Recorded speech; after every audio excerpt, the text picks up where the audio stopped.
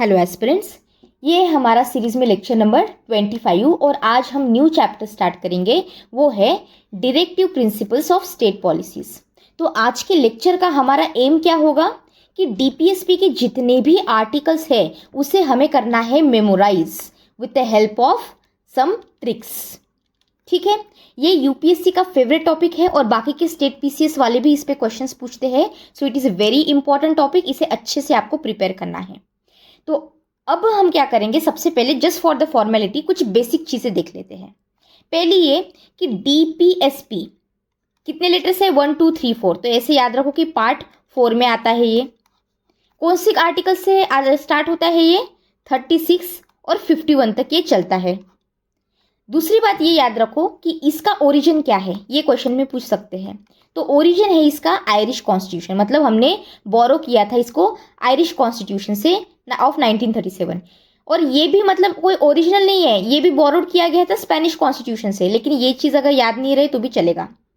इसके बाद आपको क्या याद रखना है कि जो हमारा डीपीएसपी होता है, जब डीपीएसपी को जब हम फंडामेंटल राइट्स में ऐड करते हैं तो ये बनता है हमारे कॉन्स्टिट्यूशन का सोल।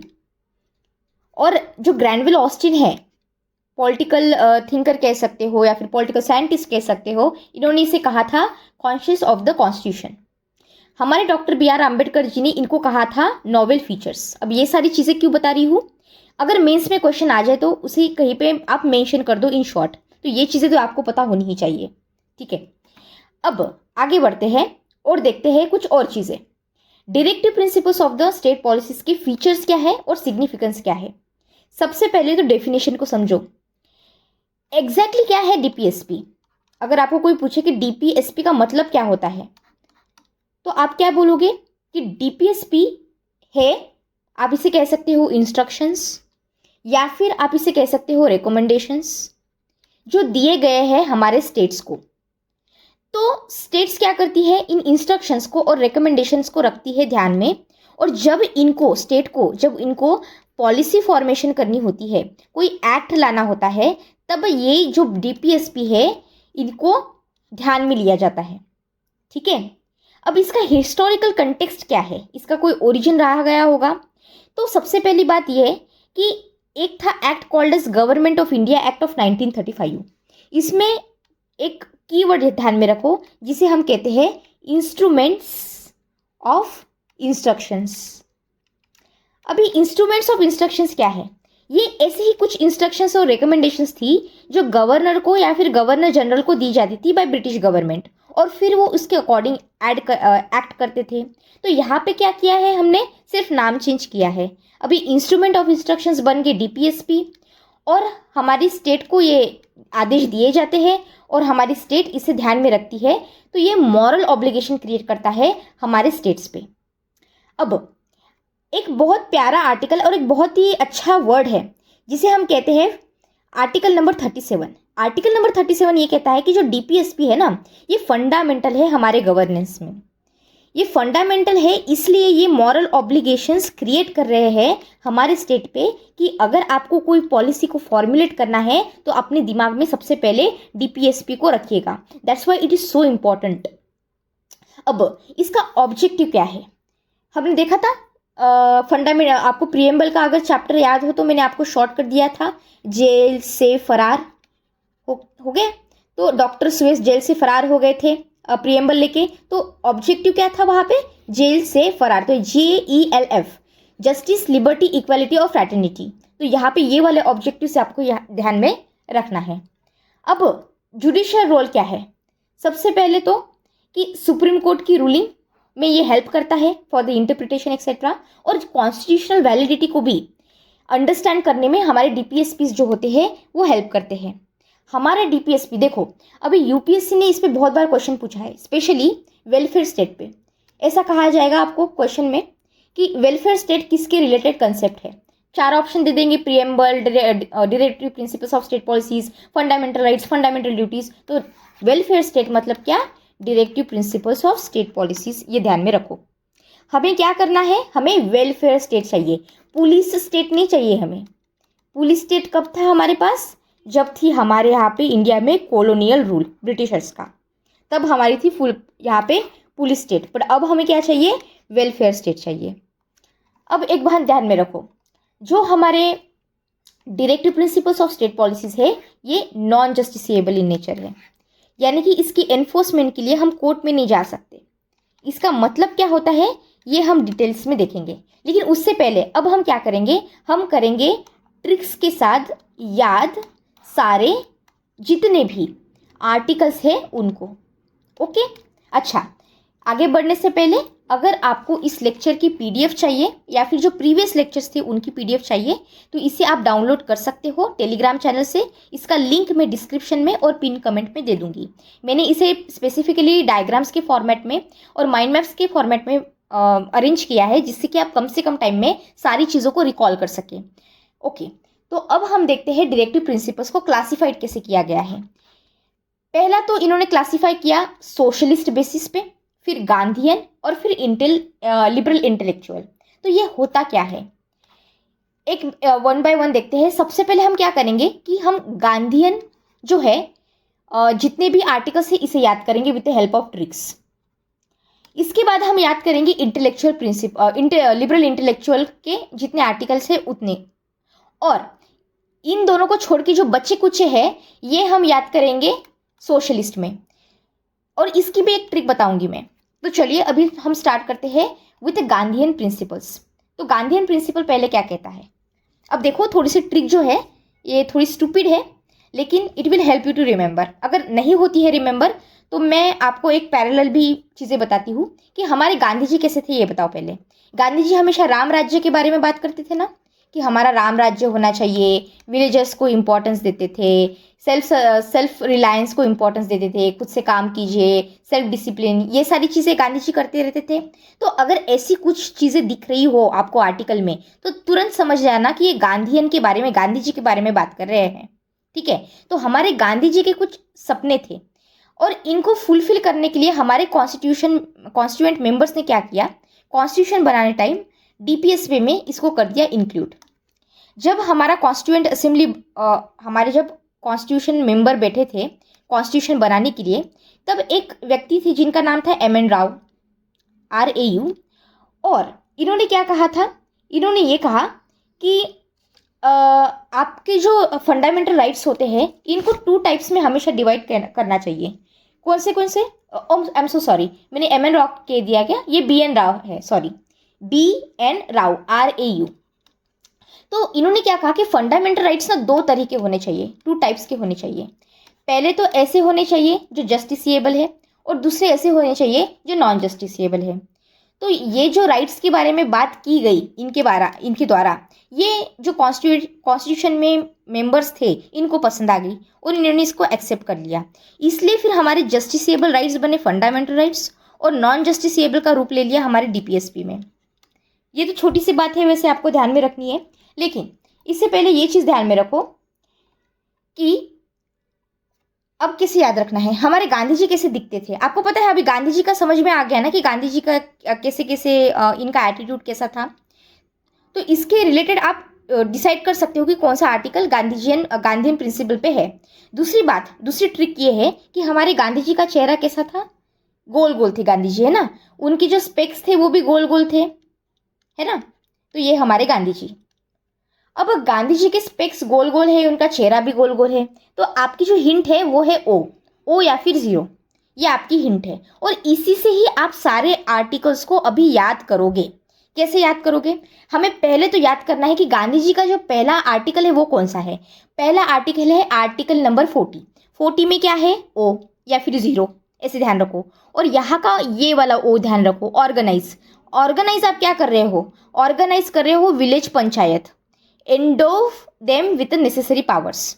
तो क्या किया इन्होंने, ऑर्गेनाइज किया विलेज पंचायत को, आर्टिकल नंबर 40, ये याद हो गया।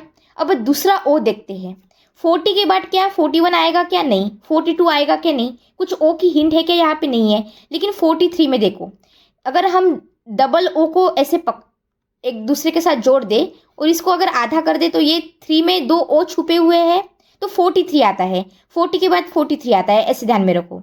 और दूसरी चीज़ क्या याद रखनी है, कॉटेज में O है ना। तो कॉटेज इंडस्ट्री को प्रमोट करना, तो promote cottage industry on an individual और कोऑपरेशन बेसिस, कोऑपरेशन में भी डबल ओ है इन रूरल एरियाज। ये भी हमारे गांधीयन प्रिंसिपल है जो है आर्टिकल नंबर 43। अब आई होप ये याद हो जाएगा। फिर 43 के बाद क्या आता है, 44 आता है। इसमें तो कोई ओ की हिंट नहीं है, पर 43 के बाद हम क्या करेंगे, हम लेंगे 43B। 43 के बाद हमने क्या लिया, 43B। बी क्यों लिया, ए क्यों नहीं लिया, क्योंकि बी में भी 2 ओ छुपे हुए हैं। ऐसे ध्यान में, आई नो बहुत ही स्टूपिड ट्रिक है लेकिन याद रहेगी। ए क्यों नहीं लिया, क्योंकि बी है, बी में 2 ओ छुपे हैं ना, इसलिए हमने नहीं लिया। ठीक है, ए को बी ले लिया। तो 43B क्या है, ये है कोऑपरेटिव सोसाइटीज। अब इसमें हम क्या कर रहे हैं, हम प्रमोट कर रहे हैं। प्रमोट क्या कर रहे हैं, voluntary formation, autonomous functioning of किसकी, democratic control of cooperative societies. तो कोऑपरेटिव सोसाइटीज में डबल ओ आता है। ठीक है, तो कोऑपरेटिव सोसाइटीज का ये और 38B इसके डबल ओ और ये बी में छुपे हुए डबल ओ। आई होप ये अभी आप रिलेट कर पाओगे। अब क्या ध्यान में रखना है, अब 43 के बाद क्या आता है, 44। इसमें कोई ओ की हिंट नहीं है, 45 में भी कोई ओ की हिंट नहीं है, लेकिन 46 में है। देखो 6 में ऐसे नीचे ओ छुपा हुआ है, ये वाला देखो। तो 46 का क्या याद रखना है आपको, हम प्रमोट करना चाहते हैं एजुकेशनल और इकोनॉमिक इंटरेस्ट किसके, एससीज, एसटीज। हाँ देखो हमारे गांधी जी कैसे थे, इनका स्वभाव देखिए, इन्होंने हरिजन समाज वगैरह बनाया था, हमेशा अनटचेबल्स के लिए ये काम करते थे, उनको प्रमोट करे, उनकी हेल्प करे, उनमें अवेयरनेस फैलाए। उन्होंने कितना सारा इंपॉर्टेंट काम किया ना हमारे SC STs के लिए। तो ऑब्वियसली SC ST जो वीकर सेक्शन है सोसाइटी की, उनका ही प्रमोशन करेंगे, ज़्यादा से ज़्यादा एजुकेशन, इकोनॉमिक इंटरेस्ट, है ना, कॉमन सेंस की बात है। तो इसको भी रिलेट करो, तो 46 SC ST ऐसे ध्यान में रखो। और ये जो लास्ट वाला है, अब इसका थोड़ा सा है 47, आपको अलग से याद रखना होगा, लेकिन इसमें भी ओ आता है। ओ कैसे आता है, ये इंटॉक्सिकेटिंग का, इंटॉक्सिकेटिंग, टॉक्सी, ये ओ इंटॉक्सिकेटिंग मतलब किसी ड्रग्स ड्रिंक्स वगैरह ये सब नहीं करना है हमको, कंजम्पशन नहीं करना है, इसको प्रमोट नहीं करना। तो ये आर्टिकल 47, तो ये 47 थोड़ा सा ध्यान रख लेना प्लीज, ठीक है। और फिर क्या है हमारा 48 में भी डबल ओ है। तो 48 का क्या हमको याद रखना है, 48 का डबल ओ, इसमें छुपे हुए 2 ओ, इसके साथ साथ काऊ का ओ। तो बस काऊ और 8 इसको ध्यान में रखो। तो prohibit the slaughter of cows, calves, other milch, मतलब ऐसे जानवरों को मत मारिए, काऊ वगैरह को मत मारिए, और ये सारी चीज़ें, ठीक है। तो animal welfare in short. I hope Gandhian principle अब सारे आपको याद हो गए होंगे। इसको 2-3 बार आप पढ़ोगे तो सारी चीज़ें याद हो जाएगी। अब हम क्या करते हैं, हम याद करेंगे कि लिबरल इंटेलेक्चुअल प्रिंसिपल्स कैसे हैं। अब सबसे पहले आपको जब लिबरल इंटेलेक्चुअल प्रिंसिपल्स को समझना होता है, तो उससे पहले आपको समझना है कि लिबरलिज्म का मतलब क्या होता है। क्योंकि लिबरल इंटेलेक्चुअल जो इसका बेसिस है, इसको किस बेसिस पे फॉर्म किया गया है, तो इसका बेसिस है लिबरलिज्म। तो लिबरलिज्म को बहुत सिंपल टर्म्स में आपको समझाती हूँ। लिबरलिज्म को ऐसे याद रखो, पहली बात तो ये कि लिबरलिज्म ये है वे ऑफ थिंकिंग, यानी कि आइडियोलॉजी। हम इस तरह से सोचते हैं, ये एक आइडियोलॉजी है। क्या सोच रहे हैं हम लिबरलिज्म में, पहली बात तो ये है कि हम फ्रीडम दे रहे हैं। हम किसकी फ्रीडम को सबसे ज़्यादा इंपॉर्टेंस देते हैं, एक इंडिविजुअल की फ्रीडम को। दूसरी चीज़ क्या आती है लिबरलिज्म में, equality before law, equality before law. इस डेफिनेशन को मैं तोड़ तोड़ के आपको समझा रही हूँ जिससे कि आपको कोई कंफ्यूजन ना हो। तीसरी बात क्या होती है इसमें, लिमिटेड गवर्नमेंट होती है। गवर्नमेंट का ज़्यादा इंटरफेरेंस नहीं होता कि कैसे बैठना है, कैसे उठना है, कहाँ जाना है, कितने टाइम तक आपको जॉब करनी है, ये मतलब इतना ज़्यादा इंटरफेरेंस नहीं होता, लिमिटेड गवर्नमेंट होती है। 4th नंबर का चीज़ क्या होता है इसमें, यह है कि राइट्स होते हैं इंडिविजुअल के पास, जैसे कि राइट टू फ्रीडम हो गया, राइट टू एक्सप्रेशन हो गया, ये सारी चीज़ें। पीपल क्या कर सकते हैं, लोग क्या कर सकते हैं, डिबेट कर सकते हैं, है ना, डिस्कशन कर सकते हैं। तो अगर आपको कोई भी क्वेश्चन पूछे कि लिबरलिज्म का मतलब बताओ, तो आप उसको बोल देना कि देखो लिबरलिज्म क्या है, आइडियोलॉजी है, मतलब कि वे ऑफ थिंकिंग है। और इसमें हम किस चीज़ों के सोच रहे हैं, पहली बात तो आती है कि हम इंपॉर्टेंस देते हैं इंडिविजुअल की फ्रीडम को। हम इक्वालिटी ऑफ बिफोर लॉ को, मतलब लॉ के सामने सब एक समान होते हैं। गवर्नमेंट का लिमिटेड इन्वॉल्वमेंट होता है, लोगों के पास राइट्स होते हैं जैसे कि right to freedom of speech and expression, और लोगों के पास डिबेट डिस्कशन करने का ये सब ये होता है। अधिकार होता है, ठीक है। Of course provided with a reasonable restriction, इसका मतलब ये नहीं कि आपके मन में जो भी आया आप करोगे, विद रीजनेबल रेस्ट्रिक्शंस, तो इसे हम कहते हैं लिबरलिज्म। अब ये हो गया आपका बेसिस। जैसे ही आपको ये डेफिनेशन समझ में आ गई तो अब आपको ये जो आर्टिकल्स है इसको याद रखने में हेल्प होगी। अब सबसे पहला आर्टिकल कौन सा है, वो है आर्टिकल नंबर 44। इसको मैंने आपका हिंट बताया था, 44 कैसे है, सेम है, यूनिफॉर्म है ना। अब यूनिफॉर्म सिविल कोड का क्या मतलब होता है मैं आपको फ्यूचर में समझाऊंगी डिटेल्स में, लेकिन अभी के लिए ध्यान में रखो कि आर्टिकल 44 क्या है, यूनिफॉर्म सिविल कोड है। इसके बाद 44 के बाद क्या आता है, 45 आता है। तो 45 में बात क्या कर रहे हैं, ये बात कर रहे हैं अर्ली चाइल्डहुड केयर की। मतलब कि अगर 6 साल तक का बच्चा है तो इसको तब तक आप चाइल्डहुड केयर प्रोवाइड करो और एजुकेशन प्रोवाइड करो। ये क्या है, ये आपका directive principle of state policy है, जिसको क्या किया था हमने फंडामेंटल ड्यूटीज़ में ऐड किया था। आपको याद होगा मैंने आपको समझाया था ये प्रीवियस लेक्चर में भी कि आर्टिकल नंबर 45 का सब्जेक्ट मैटर चेंज कर दिया था, याद है आपको। तो ये वाला है आर्टिकल नंबर 45। अब 45 के बाद आपको याद रखना है 48। अब 48 तो हमने यहाँ पे भी देखा था, लेकिन यहाँ पे कैसा है ये देखो, 48 का 8 8 ATE 8 ध्यान में रखो, ठीक है। खाना खाते हैं ना हम, ईट 8, तो 8 ऐसे ध्यान में रखो। और इससे 8 क्या खा रहे हैं हम एग्रीकल्चरल प्रोड्यूस खा रहे हैं और एनिमल हस्बेंड्री, एनिमल्स को भी खाते हैं ना, मतलब नॉन वेजिटेरियन लोग जो होते हैं वो। तो ऐसे ही ध्यान में रखो कि हमको क्या करना है, हमको ऑर्गेनाइज करना है एग्रीकल्चर को और एनिमल हस्बेंड्री को on the basis of scientific and modern ways, ठीक है। तो ऐसे याद रखो कि 48 आर्टिकल है, organise the agriculture and animal husbandry on the basis of the new scientific and modern ways. अब 48 के बाद क्या आता है, 48 के बाद लाओ 48A को। ए में क्या है, तो यहाँ पे क्या हुआ, ऐसे ध्यान में रखो, इसको ऐसे लिंक करना कि 48 में हमने क्या खाया, हमने एनिमल्स को खा लिया, एग्रीकल्चर के प्रोड्यूस खा लिए। अब हो गई प्रॉब्लम, किसकी प्रॉब्लम हो गई, एनवायरनमेंट की प्रॉब्लम होगी, क्योंकि हमने इतने एनिमल्स सब स्पीसीज वगैरह ख़त्म कर दिए। तो अभी हमको क्या करना है, हमको अभी एनवायरनमेंट का प्रोटेक्शन करना है। तो 48A, ठीक है, environment protection, wild life, forest, ये सब इसमें आ गया। इसके बाद क्या है कि फिर हमको इतना ज़्यादा मोटिवेशन मिल गया कि अब तो हम एनवायरनमेंट को तो प्रोटेक्ट करेंगे ही करेंगे, लेकिन हम उसके साथ साथ हमारे कंट्री की जो मोन्यूमेंट्स है, आर्टिस्टिक चीज़ें हैं, ये सारी जो चीज़ें हैं इनको भी हम प्रोटेक्ट करेंगे। तो आ गया 48 के बाद 49। समझ रहे हो क्या, लिंक एस्टैब्लिश करो, मतलब एक चीज़ के बाद दूसरी चीज़ के बाद तीसरी चीज़, ऐसी स्टोरी क्रिएट करो। स्टोरी क्रिएट कैसे की हमने पहले बहुत सारे एनिमल्स वगैरह खा लिए तो स्पीसीज खत्म हो गए, तो अब हम बोल रहे हैं कि हम एनवायरनमेंट प्रोटेक्ट करेंगे आर्टिकल नंबर 48A में, और 48 का 8 याद रखना है आपको। और इसके बाद हम इतना मोटिवेट हो गए कि अब हमको क्या करना है, हमको मोन्यूमेंट्स भी प्रोटेक्ट करने हैं, बाकी की चीज़ें भी प्रोटेक्ट करनी है, कंट्री की जो नेशनल इंपॉर्टेंस की चीज़ें हैं वो। तो ऐसे आर्टिकल नंबर 49 याद रखेंगे। इसके बाद क्या आता है, जीरो मतलब कोई separation.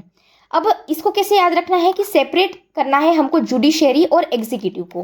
When it comes to public service in a state में जब पब्लिक सर्विस की बात आती है तो जुडिशरी को और हमारे एग्जीक्यूटिव को हम सेपरेट कर रहे हैं अंडर आर्टिकल नंबर 50, ये है DPSP। और लास्ट में हमने क्या किया, हम इंटरनेशनल चले गए, हम इंटरनेशनल पीस की बात कर रहे हैं। हम बोल रहे हैं कि अगर इंटरनेशनल कोई ट्रेड के बारे में कोई बात कर रहा है या फिर कोई डिस्प्यूट रिलेटेड चीज़ें हैं तो हम बोल रहे हैं कि भाई आप दोनों कंट्री के बीच में अगर डिस्प्यूट है तो इसको ख़त्म कीजिए। अगर कोई ऑर्गेनाइजेशंस है, इनके कुछ रूल्स है तो हम इसको रिस्पेक्ट कर रहे हैं। हम क्या कर रहे हैं, हम प्रमोट करना चाहते हैं इंटरनेशनल पीस को, हम हमारे अच्छे रिलेशन रखना चाहते हैं बाकी की कंट्रीज़ के साथ। तो ये सारी चीज़ें, इंटरनेशनल चीज़ें कब आ गई, लास्ट में हमने ले ली, आर्टिकल नंबर 41 में हम लास्ट में इंटरनेशनल चले गए, ऐसे ध्यान रखो। तो अब इसमें हमको क्या करना है, इसमें हमको सिर्फ सीक्वेंस याद रखना है। और अगर सीक्वेंस से चीज़ें याद नहीं होती है तो मैंने आपको लिबरलिज्म की डेफिनेशन समझाई है। डेफिनेशन अगर आपको समझ में आ गई तो जैसे ही आप आर्टिकल नंबर देखोगे तो आपको समझ में आ जाएगा कि ये किसके रिलेटेड है। और आई होप कि कौन सा आर्टिकल क्या है ये भी आपको याद हो गया होगा अब तक। अब हम क्या करते हैं, अब हम याद करते हैं आर्टिकल नंबर यहाँ के सोशलिस्ट प्रिंसिपल के अंडर जो आते हैं वो। इसमें आपको समझना अगर है, इसके सारे आर्टिकल्स अगर याद करने हैं तो सोशलिस्ट प्रिंसिपल समझना बहुत ज़रूरी है। अब जो ये सोशलिस्ट प्रिंसिपल है ये किसके बेसिस पे है, क्या है इसका फाउंडेशन? इसका फाउंडेशन है सोशलिज्म। इसको बड़े ध्यान से याद रखिए। आपको बहुत सिंपल टर्म्स में समझाती हूँ, क्या है तोड़ तोड़ के समझाती हूँ। सोशलिज्म में पहली बात क्या आती है? पहली बात ये आती है, अगर आपको कोई भी क्वेश्चन पूछ ले कि जल्दी से बताओ सोशलिज्म का मतलब क्या होता है, तो आप उसको बोलना कि देखिए सोशलिज्म है हमारा way of thinking. Way of thinking मतलब ये क्या है? ये एक आइडियोलॉजी है। और क्या हम इसमें सोच रहे हैं? पहली चीज़ ये है कि हमको कम करना है। क्या कम करना है? गैप। किसका गैप? जो इनइक्वालिटी है बिटवीन पुअर और रिच। तो हम इन दोनों के बीच जो इक्वालिटी है, इसका जो प्रॉब्लम है इनइक्वालिटी का, इसकी गैप को हम कम करना चाहते हैं। रिच और पुअर की गैप को हम कम करना चाहते हैं। ये पहली चीज़ आती है हमारे सोशलिज्म में। दूसरी चीज़ क्या आती है सोशलिज्म में?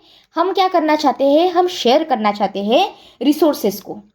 रिसोर्सेस कैसे? रिसोर्सेस जैसे कि हॉस्पिटल हो गए, है ना, इलेक्ट्रिसिटी हो गई, रेलवेज ले लो, या फिर ये सारी चीज़ें।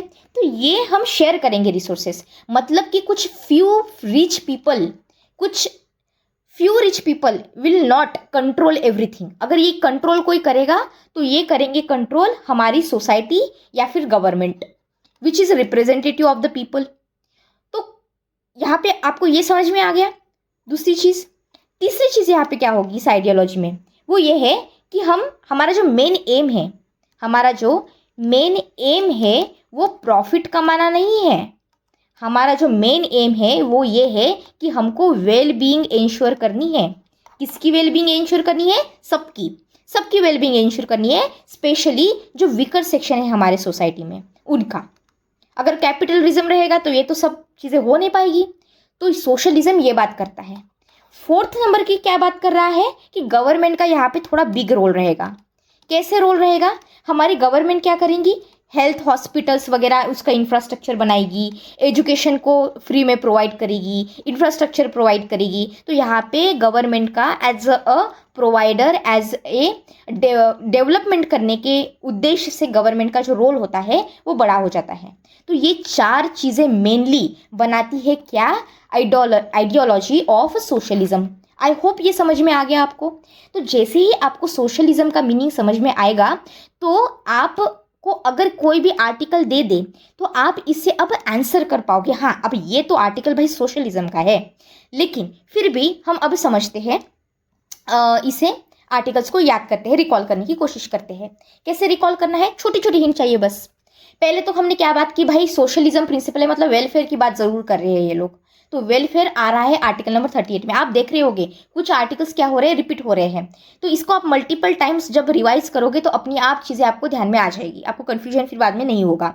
तो आर्टिकल नंबर 38 क्या बोल रहा है? प्रमोट करो वेलफेयर को और कम करो क्या? इनइक्वालिटीज। डेफिनेशन में ही सबसे मेन पॉइंट वही है, तो स्टार्टिंग भी वही सी हो रही है आर्टिकल नंबर 38। इसके बाद हम क्या बात कर रहे हैं? 38 के बाद डायरेक्ट हम आएंगे 39 पे। गैप वगैरह कुछ लेंगे नहीं हम, क्योंकि गांधी जी का प्रिंसिपल तो स्टार्ट हो रहा था 40 से। और हमने क्या किया? हमारा जो डीपीएसपी है वो तो आर्टिकल नंबर 36 से स्टार्ट हो गया था। और 36 में क्या था? डेफिनेशन थी स्टेट की। और ये अच्छा, मैंने आपको ये बात बताई क्या कि जो डेफिनेशन है ना स्टेट की दी हुई यहाँ पे डीपीएसपी में, ये सिमिलर है। किसके सिमिलर है? जो फंडामेंटल राइट्स के जो स्टेट्स होते हैं, स्टेट की जो डेफिनेशन है उससे सिमिलर डेफिनेशन है हमारी यहाँ की भी। समझ में आया?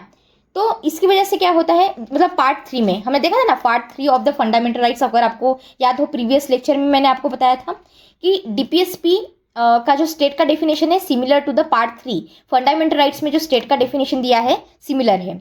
इसकी वजह से अगर इसमें फिर क्या क्या आ जाते हैं, हमारे legislature, executive, central government, state government, local authorities, ये सब आ गए, प्राइवेट बॉडीज, इंस्टीट्यूशंस, आपको याद है ना।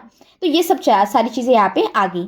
ठीक है, अब हम आर्टिकल नंबर 38 समझ, तो 36, 37 का आपको समझ में आ गया। 37 का बताया था फंडामेंटल होता है गवर्नेंस को डीपीएसपी, तो मॉरल ऑब्लिगेशन लगाता है। फिर क्या आएगा? 38, क्योंकि हम इससे ही स्टार्ट कर रहे हैं सोशलिज्म से, तो 38 हो गया। फिर 38 के बाद 39 पे आएंगे। 39 पे क्या बात कर रहा है, ये बात कर रहा है कि सिक्योर करो राइट्स ऑफ लाइवलीहुड। लाइवलीहुड बहुत इंपॉर्टेंट है। अगर पैसे अगर नहीं होंगे, अगर हम चीज़ों को नहीं खरीद पाएंगे तो ज़िंदगी कैसे जिएंगे। इक्वल डिस्ट्रीब्यूशन होना चाहिए। हम वेल्थ का कॉन्सेंट्रेशन नहीं होने दे सकते। मैंने बोला था ना, रिच और पुअर, रिच के पास इतने पैसे अभी कॉन्सेंट्रेट हो गए कि पुअर के पास कुछ है ही नहीं खाने को। हैव्स और हैव नॉट्स, ये हिंट यहाँ पे ध्यान में रखो। Article number 39, equal pay between main and women, preserve करो हेल्थ को। तो ये 6 मेन चीज़ें दी गई है 39 में, ये ध्यान में रखनी है। सिक्योर लाइवलीहुड, ठीक है, इक्वल डिस्ट्रीब्यूशन, वेल्थ का कॉन्सेंट्रेशन नहीं होना चाहिए, इक्वल पे रखो मेन एंड वीमेन में, और हेल्थ का ख्याल रखो। ये चीज़ें हो गई 39 में। और फिर क्या आता है, इक्वल जस्टिस। 39 के बाद डायरेक्ट लाओ 39A। 39A में हमने क्या देखा था। अब ए से यहाँ पे ध्यान रखना है आपको सोशलिस्ट प्रिंसिपल में कि ए से याद रखो एड, ए फॉर ए और ए फॉर एड। एड कौन सी एड, लीगल एड। तो आपको फ्री लीगल एड मिलेगी और इक्वल जस्टिस को प्रमोट किया जाएगा। तो इक्वल जस्टिस और फ्री लीगल एड, लीगल से याद रखो जस्टिस, तो इक्वल जस्टिस और free legal aid, article number 39A। फिर 40 का तो हमने गांधी जी किस में देख लिया था। अब 40 के बाद हमने याद करना है 41 को। अब के जब गांधी जी के और लिबरल इंटेलेक्चुअल के याद हो जाएंगे तो बचे कुचे कौन है, बचे कुचे है सोशलिज्म के रिलेटेड आर्टिकल्स। तो वो है आर्टिकल नंबर 41। अब इसमें क्या है, राइट टू वर्क, एजुकेशन, हमको काम करने का अधिकार होना चाहिए, राइट टू वर्क, एम्प्लॉयमेंट हमको मिलना चाहिए, एजुकेशन मिलना चाहिए, पब्लिक असिस्टेंस मिलना चाहिए हमें, सीनियर सिटीजन वगैरह इनके सब यहाँ पे आगे इंक्लूड हो गए। नहीं तो हम आगे कैसे बढ़ेंगे, हम हमारी ग्रोथ कैसे करेंगे, ऑब्वियस सी बात है। इसके बाद क्या, human condition for the work, काम देने से मतलब नहीं है, लेकिन आपको ह्यूमन अच्छी कंडीशंस भी प्रोवाइड करनी पड़ेगी हमको। इसके साथ साथ मैटरनल रिलीफ की भी बात आर्टिकल नंबर 42 में की जाती है। 41 के बाद आ गया 42, 42 के बाद आ गया 43। 43 में क्या है, 43 में याद रखो कि लिविंग वेज के बारे में बात कर रहे हैं। पहले हमने क्या किया, हमको पहले काम दो, काम देने के बाद अच्छा काम दो, ऐसे कुछ भी फालतू का काम मत दो, अच्छी ज़िंदगी, हम अच्छा काम होना चाहिए, हमारा एनवायरनमेंट भी अच्छा होना चाहिए, मैटरनल रिलीफ भी होनी चाहिए उसमें। इसके बाद हमको लिविंग वेज चाहिए। वेज कैसे कि secure living wage, decent standard of life, social और कल्चरल अपॉर्चुनिटीज़ प्रोवाइड कीजिए, ये एक है। इसके बाद वर्कर्स पार्टिसिपेशन। अच्छा, यूपीएससी इस पे क्वेश्चंस बहुत बार पूछ चुकी है, तो इसको अच्छे से ध्यान में रखो। वर्कर का पार्टिसिपेशन करना चाहिए, तो इसलिए हमारे डीपीएसपी में इसको ऐड किया गया कि secure participation of the workers in the management of industries, article number 43A of the constitution. और इसके बाद क्या है लास्ट में, आर्टिकल नंबर 47, वो है पब्लिक हेल्थ, कि न्यूट्रिशनल लेवल हमको राइज करना है, इम्प्रूव करना है स्टैंडर्ड लिविंग और पब्लिक हेल्थ को। तो आर्टिकल नंबर 47, ठीक है। तो इसको आप बार बार पढ़िए जिससे कि आपको चीज़ें याद हो जाए। अब हम लास्ट में देखते हैं कुछ बेसिक चीज़ें, वो है amendments to the directive principles. Amendments कौन सी मेन हुई थी, ये ध्यान में रखो। हमने ऊपर आर्टिकल्स देख लिए, अब 3 से 4 मेन अमेंडमेंट्स है। पहली अमेंडमेंट क्या है, ये हम पहले भी देख चुके हैं, लेकिन बस शॉर्ट में रिवाइज करते हैं। पहला अमेंडमेंट है 42nd कॉन्स्टिट्यूशनल अमेंडमेंट एक्ट, जो कि है 1976 का। कैसे याद किया था, 4 + 2 = 6। इसमें हमने क्या किया, मेनली 4 डायरेक्टिव प्रिंसिपल्स को हमने ऐड किया। कौन से 39 को, 38 को, 39A को, फिर 43A को और 48A को। इसको कैसे याद रखोगे, ए वाले सब है यहाँ पे, 39A, 43A, 48A और 39, ठीक है। दूसरी चीज़ क्या याद रखनी है, फिर आया 44th कॉन्स्टिट्यूशनल अमेंडमेंट एक्ट। इसका कैसे याद किया था, 4 + 4 = 8, तो 1978। अब इसमें क्या है, इसमें हमने ऐड किया सिर्फ एक आर्टिकल, वो था article number 38 of the constitution. फिर हमने ऐड किया क्या, फिर इस आपको याद है ना, ये मिनिमल इनइक्वालिटीज़ यहाँ पे मैंने वैसे टेबल में दे दिया है यहाँ पे आपको याद करने के लिए। इसके बाद है हमारा article number 86 constitutional amendment act. ये 86 कब आई थी, यूपीसी का प्रीवियस क्वेश्चन भी है ये आया था 2002 में। और क्या किया था इसने, अब मैं आपको बताती हूँ, ये प्रीवियस लेक्चर में भी हम वैसे देख चुके हैं इसने क्या किया, 86 कॉन्स्टिट्यूशन अमेंडमेंट एक्ट 2002 ने चेंज कर दिया सब्जेक्ट मैटर। किसका सब्जेक्ट मैटर चेंज कर दिया भाई? ये था आर्टिकल नंबर 45। और सब्जेक्ट मैटर चेंज करके फंडामेंटल ड्यूटीज़ में इसको क्या किया, इन्होंने ये बोला कि आप तो सबसे पहले जो बच्चे हैं 6 साल की उम्र तक, इनको अर्ली चाइल्डहुड प्रोवाइड करो, अर्ली चाइल्डहुड केयर, इसके साथ साथ एजुकेशन प्रोवाइड कीजिए आप इनको। और फंडामेंटल राइट को ऐड किया गया जो कि था अंडर आर्टिकल नंबर 21A। तो समझ में आया सब्जेक्ट मैटर कैसे चेंज हुआ under article number 45। Fundamental duty 6 year तक अर्ली चाइल्डहुड केयर प्रोवाइड कीजिए आप प्लीज़, यहाँ पे एजुकेशन प्रोवाइड कीजिए बच्चों को, जो 6 साल तक बच्चे हैं उनके। इससे इन्फ्लुएंस हुआ था फंडामेंटल ड्यूटीज़ में। आपको याद है हमने देखा था 2002 में 86 कॉन्स्टिट्यूशन अमेंडमेंट एक्ट आया था एजुकेशन रिलेटेड, कि 6 to 14 तक के जो बच्चे हैं उनको एजुकेशन दीजिए फ्री ऑफ कॉस्ट। याद है ना आपको, आपके वार्ड को? ये वाली एक चीज़ इन्फ्लुएंस हुई थी। इसके साथ साथ आपको याद रखना है फंडामेंटल राइट ऐड किया गया है article number 21A of the constitution. ठीक है, इसके साथ और एक और एक न्यू DPSP ऐड किया गया था with the help of constitution amendment act. वो क्या था? वो था 97th कॉन्स्टिट्यूशनल अमेंडमेंट एक्ट जो आया था 2011 में, और जिस पे क्या बात किया गया है, कोऑपरेटिव सोसाइटीज़ के बारे में। कोऑपरेटिव सोसाइटीज़ का हमने देखा था O है, तो यहाँ पे 43 का बी में भी O छुपा हुआ है, गांधीयन प्रिंसिपल। ठीक है, तो ये वाला एक ध्यान में आपको रखना है। ओके, अब hierarchy of the constitution principles कैसी है हमारी? पहले तो आते हैं हमारे फंडामेंटल राइट्स, एनफोर्स करते हैं हम इंडिविजुअल राइट्स को। फिर है फाइनेंशियल रिसोर्सेस, फिर है पॉलिटिकल फोर्स। अब यहाँ पे आपको ये याद रखना है जो DPSP है, DPSP के बीच जो सैंक्शन है वो कैसा है? तो ये है पॉलिटिकल सैंक्शन, मतलब ये कि लोगों का ओपिनियन यहाँ पे मैटर करता है। तो अगर यहाँ पे पॉलिटिकल पार्टीज है, अगर यहाँ पे गवर्नमेंट है, और अगर ये अपने टेन्योर में DPSP को इम्प्लीमेंट ही नहीं करती है तो लोग नाराज़ नहीं हो जाएंगे अगले इलेक्शन में? तो आपको क्या लगता है कि क्या गवर्नमेंट को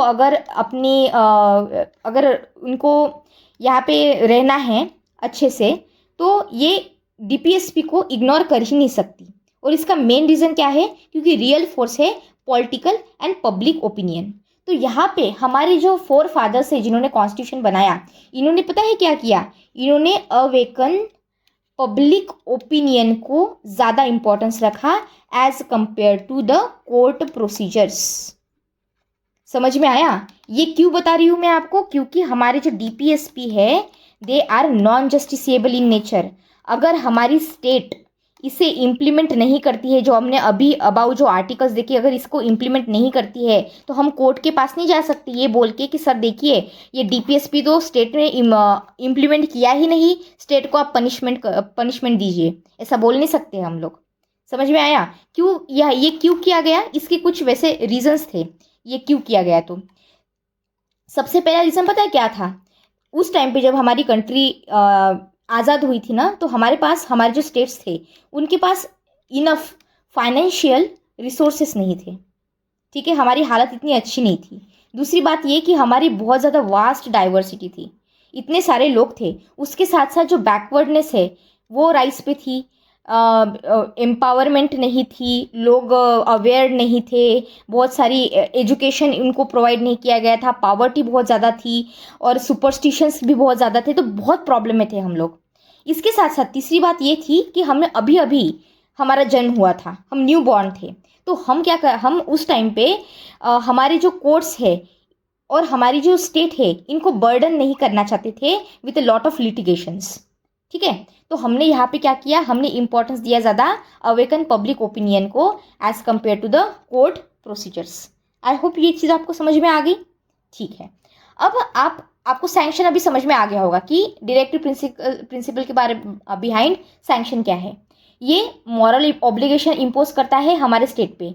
जब ये कोई लेट्स से एक्ट लाना चाहते हैं, कोई पॉलिसी फॉर्म करना चाहते हैं, तो ये क्या करेंगे? पब्लिक ओपिनियन को ज़्यादा इम्पोर्टेंस देंगे, हमेशा पब्लिक ओपिनियन को ज़्यादा इम्पोर्टेंस देंगे। ओके, अब हम आगे देखते हैं। अच्छा, अगर आपको मैं ये पूछूं कि इसका एग्जाम्पल क्या है, तो आप बता सकते हैं जैसे कि मनरेगा है या फिर मिड डे मील स्कीम है, ऐसी सारी स्कीम्स है, तो ये लोगों के लिए लाई गई है। It is a very good example when it comes to the DPSP. अब हम देखते हैं इम्प्लीमेंटिंग द डीपीएसपी।